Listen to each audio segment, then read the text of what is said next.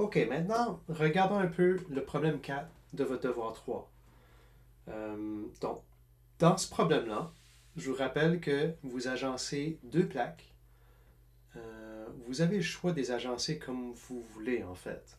Parce que la seule consigne, c'est de les placer parallèlement, avec une certaine distance entre les deux plaques.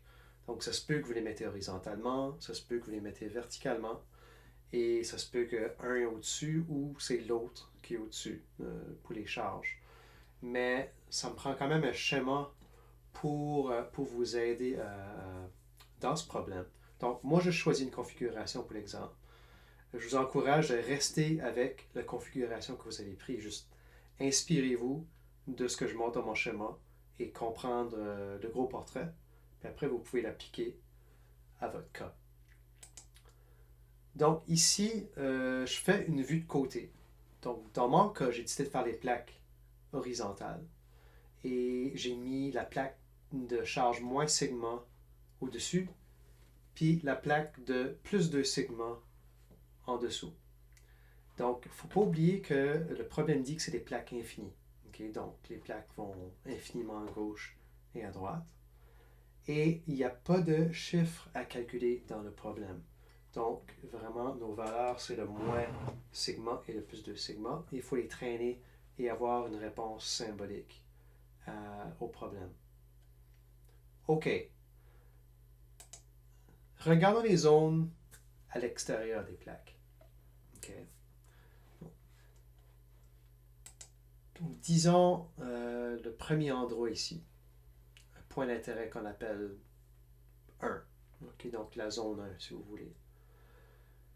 Donc, on revient encore à la question de est-ce qu'on peut choisir une surface de Gauss qui a une forme simple et qui englobe les charges qui influencent le problème. Donc, à cet endroit ici, on sait maintenant, bon, on a toujours la superposition de deux champs électriques à ce point ici. Donc, la plaque du dessus contribue au champ électrique là et la plaque du dessous contribue aussi.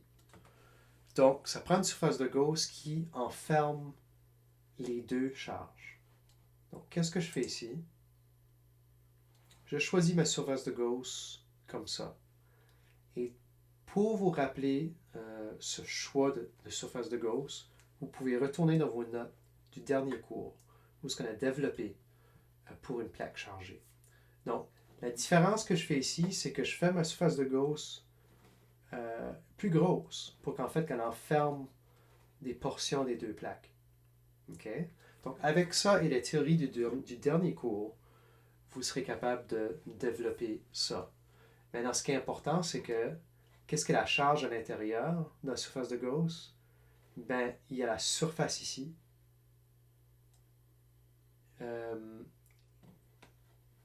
Et la densité de surface, la densité de charge surfacique de moins sigma. Donc, la charge qui est à l'intérieur ici serait moins sigma fois la surface ici. On ne connaît pas un chiffre pour cette surface-là, donc vous la gardez tout simplement A, comme vous l'avez fait dans le dernier cours. Et il faut aussi ajouter que la charge serait plus 2 sigma fois A de la plaque du dessous ici aussi. Donc ça, ce serait votre charge totale.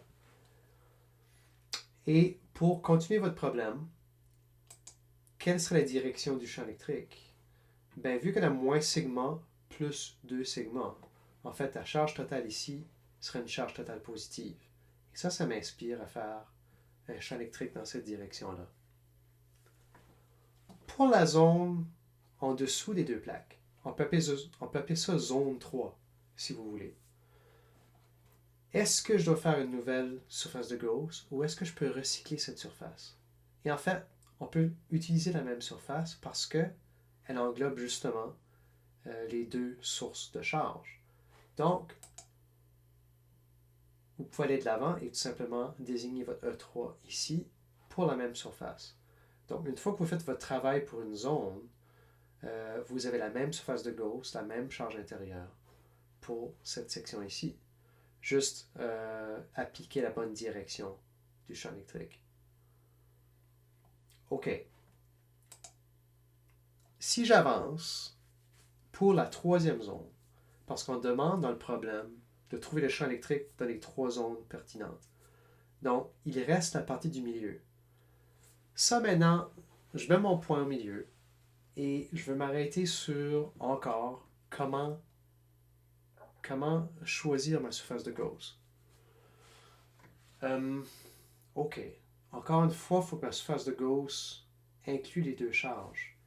Ici, c'est un peu trichant parce que si je fais une surface de Gauss qui coupe mon point et que je veux enfermer une charge, j'ai perdu mon curseur, je peux enfermer celle du haut, disons, mais je ne peux pas utiliser la même surface pour enfermer lui du bas.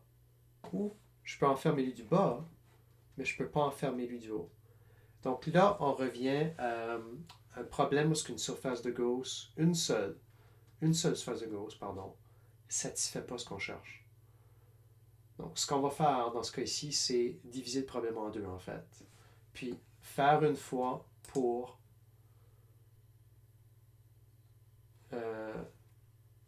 la charge du haut. Donc, je peux choisir une surface de Gauss de cette forme ici. Et rappelez-vous la direction du champ électrique pour une charge négative. Et de cette façon-là, on peut déterminer le champ électrique dû à seulement la plaque du dessus. Maintenant, si je m'attarde à la plaque du dessous, je pourrais travailler comme ça. Okay, donc une surface de Gauss pour la plaque du dessous. Et puis le vecteur dans cette direction-là pour celle-là. Et une fois que vous déterminez vos deux vecteurs, encore une fois, faites une somme vectorielle. Donc, je vous laisse faire le travail. Inspirez-vous. Regardez le travail qu'on a fait dans le dernier cours pour développer le théorème de Gauss pour les plaques. Mais en regardant ce que j'ai fait ici, vous devez être plus confortable à pouvoir appliquer et choisir votre surface de Gauss.